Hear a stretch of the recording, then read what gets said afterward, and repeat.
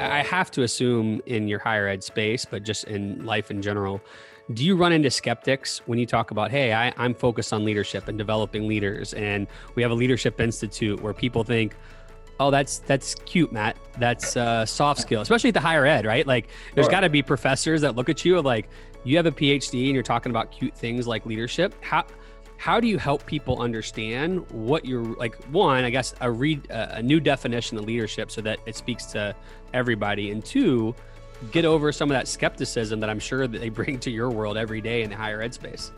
Oh, I love that. And it's really one of the things that motivates me most, because we hear it quite often. We hear that it's fluff. We hear that, just like you said, isn't that cute? Or it's not a real course.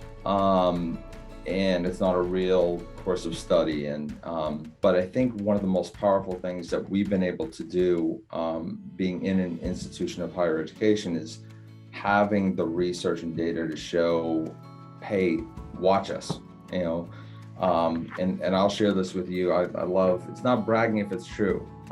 So the idea of during COVID, we had a 1,700% increase in enrollment in our leadership courses. So our students are our best advertisement. They're telling their friends, they're telling their folks in their fraternity and sorority, they're telling their teammates on their athletic team, saying, hey, this is different.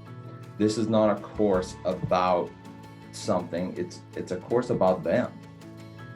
Or it's a training, or it's an event where we're bringing in TED Talk speakers, we're bringing in folks from Covey, Carnegie, you name it, to come and help students get more confident or increase their ability to work with others. And it's really remarkable. Literally, we had one of our members of upper echelon leadership at the university saying, where did you get those numbers? And I was happy to share. I was like, it was from your team.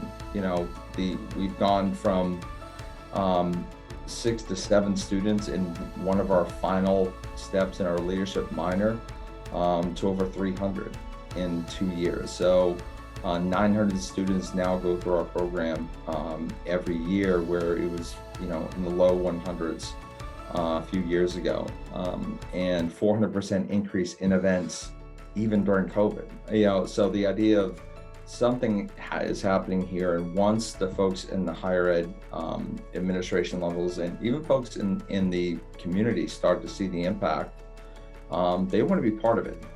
They want to say, okay, what are you doing? Why is this happening? And it really comes down to, it's almost like your concierge when you go to a really nice hotel. How can I make your experience, how can I make your stay better here? Not at the hotel, but at the university. And that's one of the things that we've really tried to listen to our students. What do you want? Oh, you want a career mentor? Let's do that. We'll call it Camp Osprey, Collegiate Achievement Mentoring Program, where every student has a career coach or someone who is doing their dream job.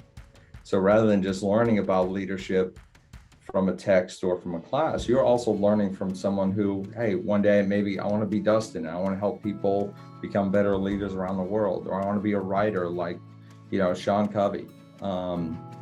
Will help you get there.